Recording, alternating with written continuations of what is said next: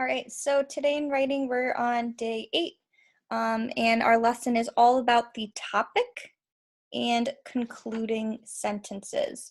So today we're going to be developing the skeleton of the body paragraphs for our informational essay.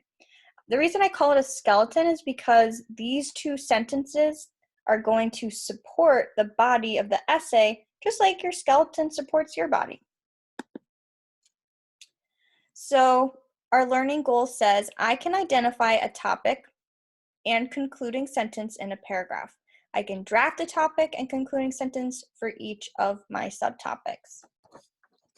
And here's just kind of a little helpful graphic organizer to imagine what your paragraph should look like, how it's going to be set up. So I use my hamburger organizer. So right now, today we're going to be focusing on the beginning of a sentence, which is the topic sentence that tells what the paragraph is all about. We're also going to be focusing on the end of the paragraph, which is the conclusion, and tells the main idea again. So you tell what it's about, and then you kind of repeat yourself. The middle part we're going to work on another day, but that's the middle, which tells the juicy details and gives examples. So we're going to focus on the beginning and end of a paragraph. So think of a paragraph like a big, juicy burger. We've got to have all the parts to make it a good one. All right, so here is a model paragraph of what we're going to be writing for each paragraph of our essay. So this is called Falling Down. In the early 1960s, it was discovered that the London Bridge was falling down. The 600-year-old bridge was not built to handle the traffic, and it was slowly sinking into the River Thames. The website History reported that the bridge was sinking on every 8 years. The City of London felt that the best possible solution was to build a replacement bridge and try to sell the old bridge. The London Bridge was actually falling down. So this was my a subtopic example, falling down. This is the paragraph all about the London Bridge falling down. So the first sentence I underlined because that is the topic sentence. Notice how it's stating the main idea of the paragraph, what it's all about. It's all about the London Bridge falling down in the early 1960s.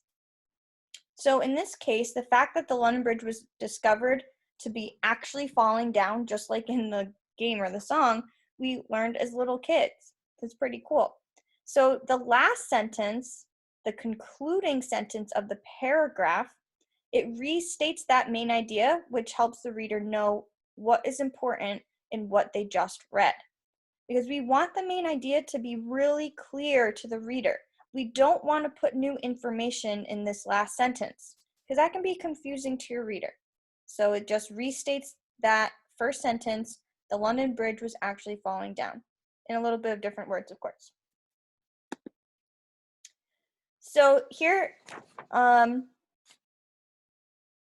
we have the topic and concluding sentence kind of definitions. So a topic sentence introduces the topic and gives the main idea of the paragraph. A concluding sentence wraps up the topic and usually mirrors the topic sentence. So it should sound similar.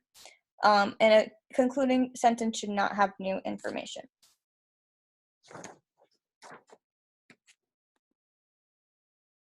So here's my example using my topic, which has been red-eyed tree frogs. And notice how I first wrote my subtopic, characteristics of red-eyed tree frogs. That's my first subtopic.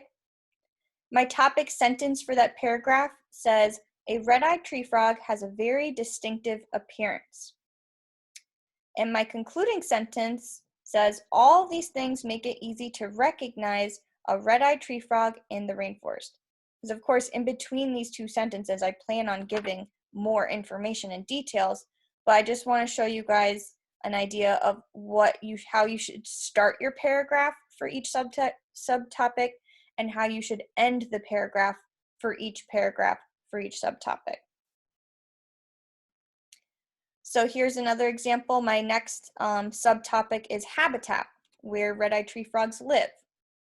So how I'm going to start that paragraph, Red-eyed tree frogs live mostly in rainforests located in Central and South America. I'm saying where they live because that's their habitat. Then, of course, I'm going to give some details, blah, blah, blah. And then I'm going to end my paragraph with, the habitat in the rainforest is the perfect home for the red-eyed tree frog. So I'm kind of wrapping up that paragraph that I'm going to eventually write with that concluding statement. So now it is your turn. I'd like for you to open up the writing notebook that's labeled informational essay. You should find it under today's list of assignments. And you're going to draft a topic, sentence, and concluding sentence for each of your body paragraphs. So you should be doing this for paragraphs 2 through 5. So your introduction should be done by now. Now we're starting the next paragraphs, but only write the topic and concluding sentences. We're not writing the entire paragraphs yet. And they should be labeled by subtopic to kind of help you organize yourself. So I'm going to attach a checklist that you can use to help you, making sure you're including all the important things you need to have for the paragraph, for the topic, sentence, and concluding sentence. And you can turn it in if you'd like. I can review it either way. If you don't turn it in, that's okay, because I'm going to go in and see them anyway. But make sure that you look at the feedback and comments that I give to help you when you go to edit your work.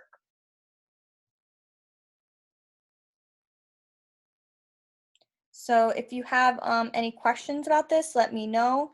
I think for the most part, it should be pretty easy. Just keep in mind that, it's easier for writers if you write your topic sentence and your concluding sentence before you begin drafting the whole paragraph. Just to make sure, that you're really emphasizing that main idea for each paragraph.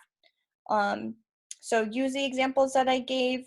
If you have questions, let me know, and keep working hard. You guys are doing an awesome job.